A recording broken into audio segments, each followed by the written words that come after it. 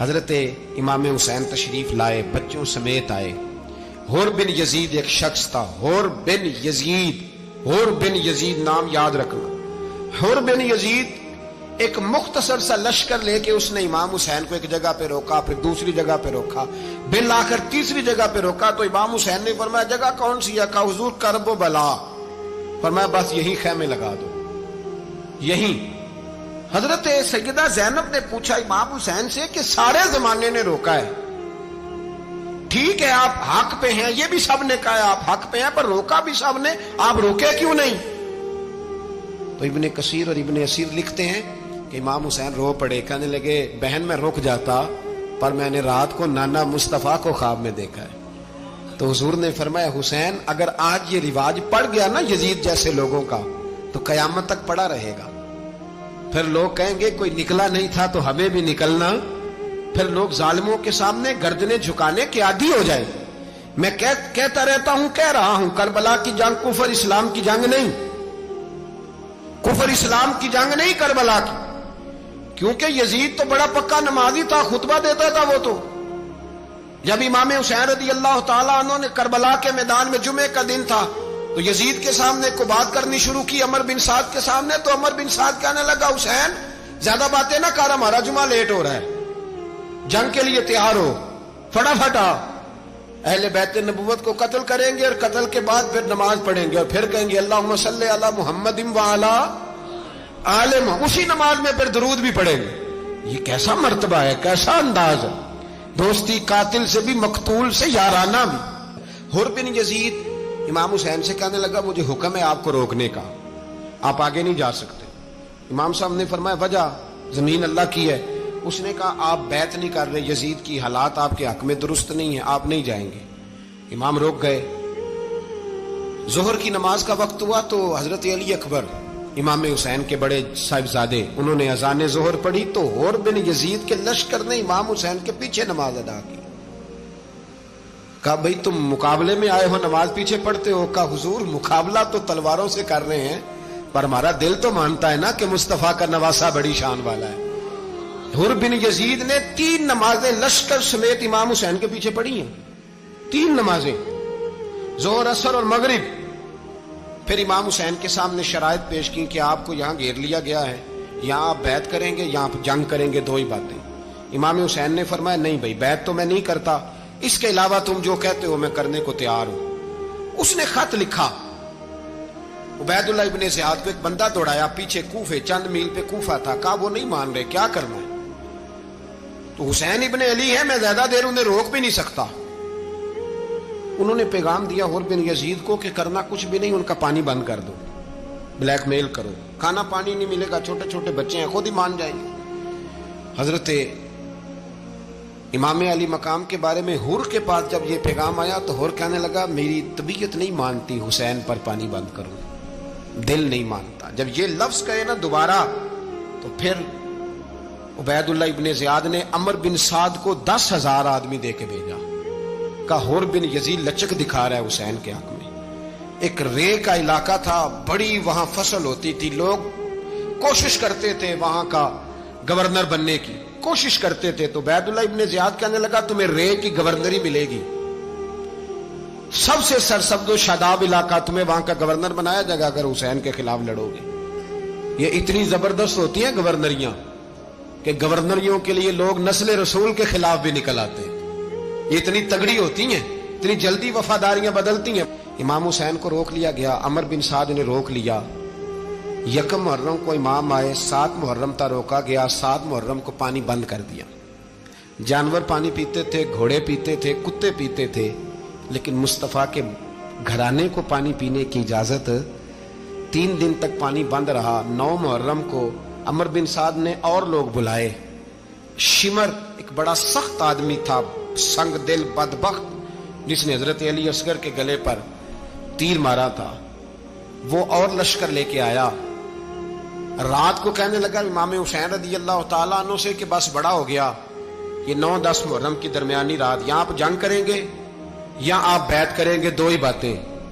امام حسین اندر گئے، سیدہ زینب سے مشورہ کیا، باہر آئے، فرمایا بات وہی ہے جو پہلے دن والی ہے۔ او بھائی بچے ساتھ ہو، सहरा का इलाका हो, तपती हुई रेत हो, इतने कठिन और सख्त हालात, चारों जानब मौत ही मौत, दूर दूर तक अपनों का नामो निशान कोई नहीं, और अकेले फैसला करने वाले इमाम हुसैन, बाकी सारे बच्चे हैं या औरतें, सारे बड़े अकेले। इमाम हुसैन रज़ी अल्लाह ताला अन्हु ने फरमाया, भाई बैत तो मैं नहीं करता, बाकी जो तुम्हारा प्रोग्राम है। शिमर और इब्ने साद कहने लगे फिर जंग के लिए तैयार हो जाएं। क्या अंदाज है इमाम हुसैन का। फरमाने लगे कल जंग करूंगा, मुझे पता तो है जंग का नतीजा क्या निकलना है, एक रात मुझे दे दो ताकि मैं खुल के अपने रब की इबादत तो कर लूं। हुसैन ने जाना है, मुझे पता है कल रिजल्ट 72 और 22,000 का क्या एक रात मुझे दो, मैं मालिक से राज न्याज तो करूं, मैं गोया उससे पूछूं तो सही कि मालिक मेरे वालिद भी शहीद हैं, भाई भी शहीद हैं, नाना को भी दुखों में देखा है, तो अब मेरी बारी है, तो मालिक मैं हाजिर हूं, मुझे मौका तो दो, इसलिए कि मेरे नाना ने बदर में भी सारी रात इबादत की थी, सुबह मुझे मौका दो।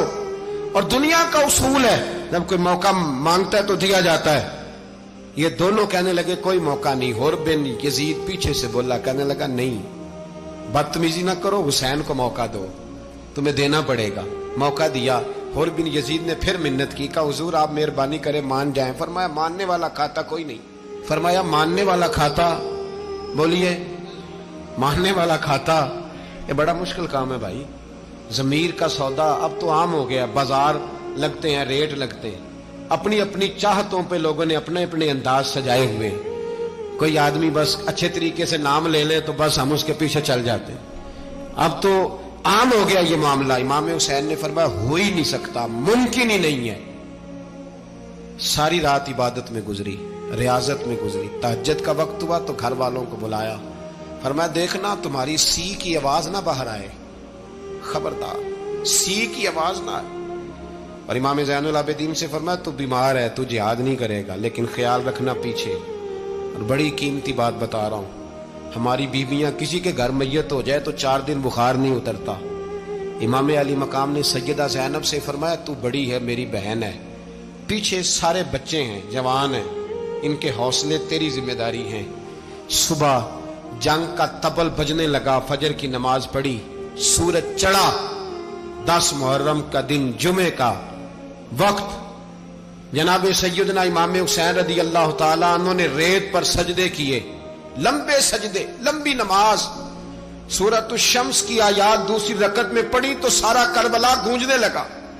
क्या अंदाज़े तकल्लुम था इमाम अली मकाम का। नमाज मुकम्मल हुई तो हुर बिन यजीद, अमर बिन साद और शीमर से कहने लगे वाकई हुसैन से लड़ोगे, पता नहीं कौन है।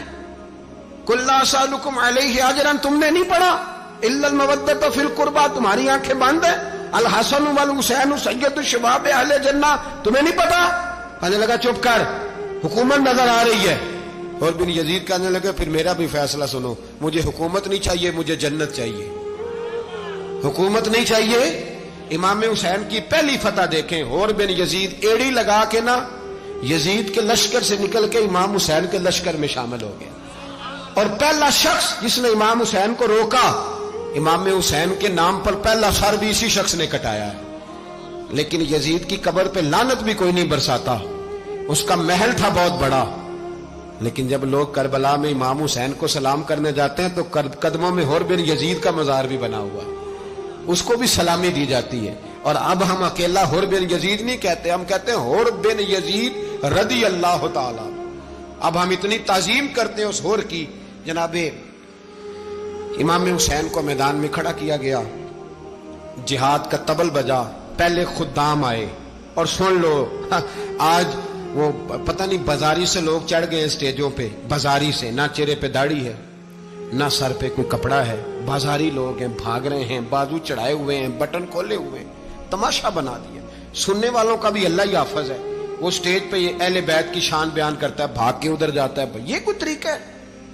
सुनने वालों का भी अजीब अंदाज है, हर बंदे को सुनने बैठ जाते हैं। दीन मुहज्जब है, तहजीब वाला है, दलाइल रखता है, दीन वकार रखता है, ऐसे लोग अब दीन बयान करेंगे। हजरत सैयदना इमाम हुसैन रज़ी अल्लाह ताला अन्हु सुबह जब जिहाद का वक्त आया, पता है कौन कौन थे करबला में? امام حسین کے ساتھ امام حسین کے 4 بھائی تھے کربلا میں. کتنے؟ بول کے بتائیں. حضرت علی کے 4 بیٹے، عباس بن علی جن کو حضرت عباس کہا جاتا ہے نا، علمدار، یہ حضرت علی کی دوسری زوجہ میں سے.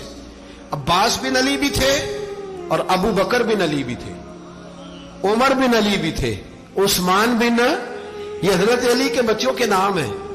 یہ آپ کے شہزادے امام حسین کے ساتھ شہید ہوئے. ان کا نام صرف اس لیے نہیں لیا جاتا کہ ان کا نام خلفائے ثلاثہ کے نام پہ، حضرت علی نے اپنے یاروں کے نام پہ رکھا ہے تو تم نے کربلا کے میدان سے خارج کر دیا.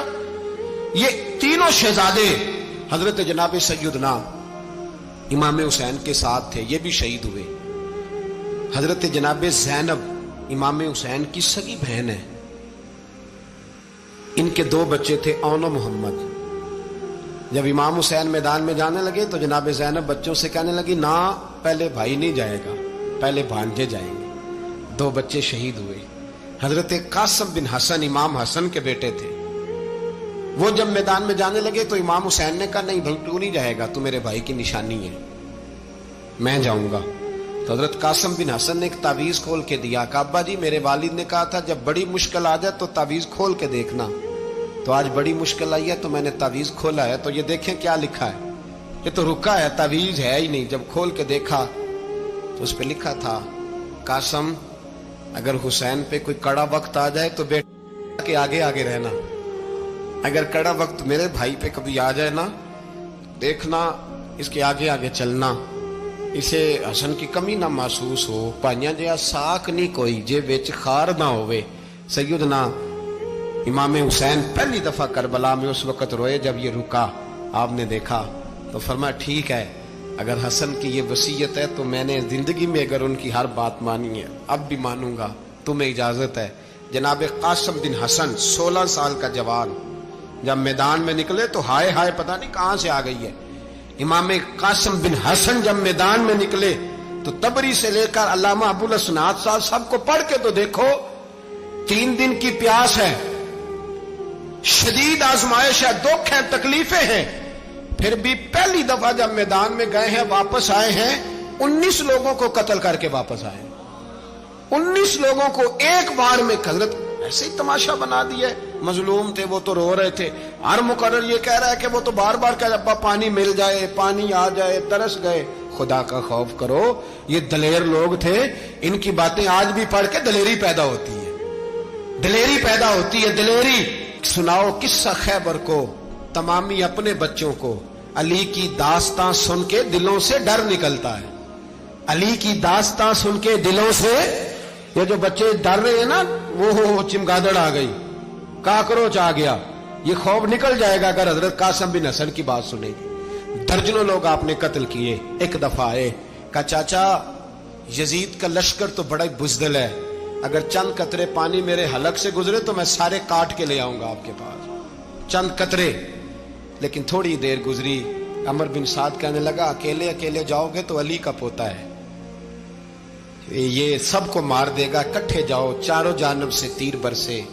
ایک تیر لگا آ کے گردن کے پیچھے، بس جناب سیدنا قاسم بن حسن گھوڑے سے نیچے گرے. تو جناب زینب حوصلہ کر کے آنسو سمیٹ کے کہنے لگی میں دیکھ رہی ہوں پردے کے پیچھے سے حسین میرے بھائی کا بیٹا گر گیا ہے، جا اسے اٹھا کے لا. حضرت امام حسین ان کو اٹھا کے لائے تو امام حسین نے سینے سے لگایا ہوا تھا تو ان کے پیر، ان کا قد لگتا تھا امام حسین سے زیادہ ہے. اٹھا کے لایا، لٹا دیا گیا. امام حسین کے اپنے بڑے بیٹے میدان میں نکلنے کو، علی اکبر نام ہے. جب جن لوگوں نے حضور کو نہیں دیکھا تھا وہ جب کہتے نا ہم نے نبی پاک کا دیدار نہیں کیا تو بتاؤ کس طرح کے تھے، تو بتایا جاتا تھا کہ جناب علی اکبر کا دیدار کرو، ہم شبیہ مصطفیٰ. اور جب وہ گلیوں میں نکلتے تھے تو عورتیں چھتوں پہ چڑھ جاتی تھیں. جناب علی اکبر رضی اللہ تعالیٰ عنہ تلوار لے کے میدان میں نکلے، جوان بیٹے دینے بڑے مشکل. او یارو رٹا کیا ہے یہ تو بتاؤ کہ ظالم آدمی حکمران ہے یار، یہ رٹا ہے، ایک ظالم کا رستہ روکنا ہے. اس رٹے کے لیے ہم شبیہ مصطفیٰ جناب سیدنا امام علی اکبر میدان میں نکلے، بڑے لوگ مارے، بڑے. پھر ایک تیر ان کے بھی گلے میں لگا اور جب وہ گرے نا زمین پہ تو حضرت इमाम हुसैन दौड़ के आए, दौड़ के, और जब तशरीफ लाए तो उनके गले से तीर खींचा तो एक जुमला लिखा है साहिब तबरी ने, उसने हद कर दी। कहने लगे तीर खींचा तो इमाम हुसैन की आंखों में आंसू आए। कहने लगे काश जनाब इब्राहिम आज मेरे सामने होते तो मैं उन्हें कहता कि आपने तो बेटा ज़िबा करते वक्त आंखों पे पट्टी बांधी थी, देखो मैं खुली आंखों से बच्चे ज़िबा कर रहा, खुली आंखों। काश जनाब इब्राहिम खलील होते तो उन्हें कहता। जनाब अली अकबर भी शहीद हुए। हजरत अली असगर को तो अचानक उठाया था इमाम हुसैन, बाहर निकले तो गर्दन पे तीर लगा तो 6 महीने का बच्चा वो भी शहीद हुआ। खून उछाला आसमान की तरफ तो कहा मौला देख ले, मैंने 6 महीने वाला भी नहीं बचाया, वो भी दे दिया है। फिर हजरत अब्बास को बेटियों ने कहा कि अब ना, कुछ कहते हैं पहले शहीद हुए, कुछ ने लिखा बाद में, अब हमसे पानी के बगैर नहीं रहा जाता। तो जनाब अब्बास पानी का मशकीज़ा लेके निकले, बाहर निकले, एक हाथ कटा, दूसरे पे मशकीज़ा वो भी कटा। देख लो मैं पस मंजर पे हूं अभी तक, मैं बता रहा हूं कि जिहाद किसके खिलाफ था? जालिम हुक्मरान के खिलाफ, जालिम काफिर के खिलाफ नहीं, मुशरिक के खिलाफ नहीं। हजरत इमाम हुसैन रज़ी अल्लाह ताला अन्हु ने हर जगह एक ही बात की कि यजीद शराबी है तो बच्चे कटवा दूंगा, शराबी को वोट। ये एक नहीं, हर किताब में यही लिखा, हर किताब में, और हर मसलक की किताब। यजीद चूंकि मुजरे देखता है, रंडियों का नाच देखता है, बच्चे कटवा दूंगा, उसके हाथ में हाथ। इमाम हुसैन ने फरमाया चूंकि अल्लाह की हदों को तोड़ता है, हुकूकुल्लाह पामाल करता है, हुदूदुल्लाह, बच्चे कटवा दूंगा लेकिन उसके हाथ में हाथ। सारा दिन खुद मुजरा देखना और 10 मुहर्रम को 2 देगे पका के हुसैनी बन जाना, सारा साल खुद गंद मंद करना, शराबियों के साथ रहना और 10 मुहर्रम को 2 आंसू बहा के याद रखना। मैं हमेशा कहता हूं, फिर कह रहा हूं, जिसके मोबाइल में गंदे गाने हैं, गंद देखता है, शराबी कबाबी का सपोर्टर है, वोटर है, या मुजरे देखता है, आता जाता है, वो याद रखे कयामत में इमाम हुसैन का हाथ होगा, उसका गिरेबान होगा। हमसे न रकम होंगे कसीदे यजीद के, हम लोग तो हुसैन के सीरत निगार। हजरत अब्बास बाजू कटा, फिर पानी तो भर लिया था, ला ना सके, फिर गर्दन कटी तो शहीद हुए। बच्चों की भी शहादत हुई, पर जब उनका लाशा उठाया तो इमाम हुसैन कहने लगे मौला अब ना हुसैन की कमर कमजोर हो गई है, अब कमजोर हो। और भाई एक मैयत हो जाए तो 4-5 दिन तो पूरी आंखें नहीं खुलती, कैसा जर्री खानदान है। थोड़ी देर गुजरी तो इमाम अली मकाम ने पटका बांधा, सर पे दस्तार बांधी, मौला अली की तलवार पकड़ी, नबी पाक का इमामा बांधा और घोड़े पे सवार हुए तो कहने लगे ज़ैनब घर तेरे हवाले और मैं अल्लाह के हवाले, घर तेरे हवाले और मैं। और फिर इमाम हुसैन निकले, इमाम अली मकाम निकले। रावी कहते हैं कि ये जलवा पहले भी बड़े सोने थे, पर आज जो रंग देखा वो कभी नहीं देखा। क्या अंदाज था, जिधर जाते नारा लगाते तो हद हो जाते। इतने लोग इमाम हुसैन ने काटे, इतने काटे, फिर वापस पलट के आए और कहने लगे ज़ैनब जरा पर्दे के पीछे से देख तो सही मेरी बहन, इन बुज़दिलों को जुर्रत ही नहीं हो रही हुसैन के मुकाबले में आने। एक दूसरे को धक्का देते, तू जा तू जा, फिर इकट्ठे वार हुए। ये कौन है कटा हुआ, लिबास है फटा हुआ, ये बिल यकीन हुसैन है, नबी का नूर ऐन है। फिर चारों जानिब से तीर बरसे तो इमाम अली मकाम चूंकि नमाज का वक्त हो गया था, उतरे घोड़े से, खून बह रहा था, गर्म तरीन रेत से तयम्मुम किया, सर सजदे में रखा और जब शिमर आपकी गर्दन काटने लगा तो कहने लगे ठहर जा जरा, रब से एक बात कर लेने दे। और फिर बोले इमाम हुसैन, कहने लगे मालिक तू अब बता के हुसैन से राजी है कि नाराज है, तू बता। तो फिर एक आवाज आई, या अय्यतुहन नफ्स मुतमइन्ना इरजिई इला रब्बिकी रादियतम मर्दिया। फरमाया नफ्स मुतमइन्ना वापस आ जा, तू अल्लाह से राजी है, अल्लाह तुझसे राजी। इमाम हुसैन वहां शहीद हो गए। अब ये काफिला इमाम हुसैन का सर काट, जरा देखना गौर करना, सर काट के नेज़े पे रखा है, जिस्म करबला में पड़ा है। औरतों को घोड़ों पे बिठा के ले जाया गया यजीद के दरबार में। यजीद पहले उबैदुल्लाह इब्ने ज़ियाद ने बदतमीजी की, फिर यजीद ने की। सऊदी अरब का एक मौलवी बोल रहा था, सऊदी अरब का, उनसे भी बड़ा इश्क है, जिसने तकरीर सुननी हो मेरे पास है। हमें लोग मशवरे देते हैं कि जो यजीद को अच्छा कहे और हुसैन को बागी कहे उसको हम इमाम मान लें। اس بے شرم بے حیا کو جو نبی پاک کے گھرانے کے بارے میں بکے، اسے امام سعودی عرب میں مسجد نبی میں درس دینے والا جس نے تقریر سننی ہو میرے پاس ہے، وہ کہتا ہے یزید تو بڑا اچھا آدمی تھا، اس نے تو بڑی خدمت کی، تو میں نے اسے کہا رشتہ داری کر لیا یزید کے ساتھ، قریب ہو جا۔ شرم نہیں آتی؟ آج بھی نبی پاک کا دل دکھاتے ہو، حیا نہیں آتی، خیال نہیں آتا؟ اور لوگ گھر میں بیٹھ کے باتیں کرتے ہیں، کہتے ہیں جی جو بیت اللہ میں ہو وہ بھی برا ہو سکتا ہے۔ بیت اللہ میں تو 360 بت بھی تھے، وہ اچھے تھے۔ مدینے میں تو 360 منافق بھی رہے، پوری سورہ منافقون نازل ہوئی، وہ اچھے تھے۔ عجیب تماشا بنا دیا لوگوں نے مذہب کا۔ کہتا ہے یزید نے تو بڑی خدمت، تو عبید اللہ ابن زیاد نے قتل کیا۔ بے شرمو، اگر عبید اللہ ابن زیاد نے بھی قتل کیا تھا تو حکومت کس کی تھی؟ تو پھر یزید نے عبید اللہ ابن زیاد کو سزا کیوں نہیں دی؟ بلکہ ایک جگہ 2 گورنریاں دی اس کو، یہ حال کیا۔ بلکہ سنو کہ یزید چھڑیاں مار رہا تھا، چھڑیاں۔ امام حسین کے لبوں پہ تو نعمان بن بشیر صحابی تھے، بول پڑے، کہنے لگے یزید بدبخت، ہاتھ پیچھے اٹھا، مجھے اللہ کی عزت کی قسم میں نے سینکڑوں بار نبی پاک کو ان ہونٹوں کو چومتے دیکھا ہے۔ حضرت جناب زینب عورتوں کے مجمع میں پیچھے ہو کے بیٹھی ہیں، یزید کے پاس جب پہنچا لشکر تو یزید کہنے لگا دیکھو اللہ نے مجھے عزت دی اور میرے مخالفوں کا کیا حال ہوا۔ تو بی بی زینب بول پڑی، اتنے صدمے سہے پر آواز توانا ہے، جاندار ہے، جاندار۔ ہمارا کسی بندے سے جائیداد کا رٹا نہیں، ہم تو چاہتے ہیں امت اکٹھی ہو جائے، لیکن جو بندہ نبی پاک کی ماں کو دوزخی کہے، حضور کے باپ کو جہنمی کہے، یزید کو امیر المومنین کہے، اس کے ساتھ اتفاق رائے کر لیا جائے، یہ مذہب ہماری سمجھ میں نہیں آتا، بالکل نہیں آتا، قطعاً نہیں ہماری سمجھ میں آتا۔ کیسے اتحاد کر لیا جائے؟ یہاں تو میرے بھائی جو ہمارے ابا کا مخالف ہو اس سے اتحاد نہیں ہوتا، اور جو نبی پاک کے والد کو دوزخی کہے اس سے اتحاد ہو جائے۔ کہتے ہیں جی وہ جی اتنی فرقہ واریت ہو گئی، ہم کس مسجد میں جائیں؟ 60 پارٹیاں پاکستان میں رجسٹرڈ ہیں جو الیکشن لڑتی ہیں، کبھی کسی بندے کو ٹینشن نہیں ہوئی کہ کس کے پاس جائیں کس کے پاس نہ جائیں، کبھی نہیں کوئی بولا کہ اب وہ بھی کھڑا ہو گیا، وہ بھی، کوئی ٹینشن نہیں۔ مذہب کی باری ٹینشن ہو جاتی ہے، اتنا بڑا مذہب ہوتا ہے بھائی، غلط بندے بھی آ جاتے ہیں بیچ میں، تھوڑا پہچان کے چلنا پڑتا ہے صحیح کون ہے اور غلط۔